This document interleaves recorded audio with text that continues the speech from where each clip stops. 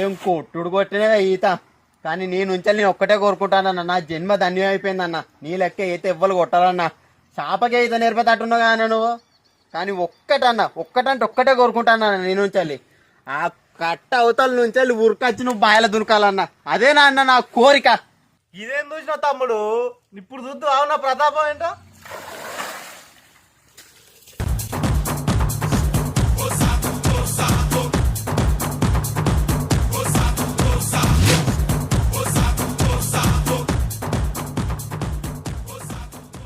అత్తనా తమ్ముడు,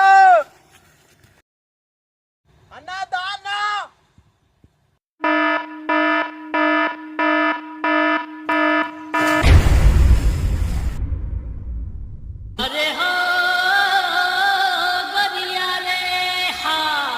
有人。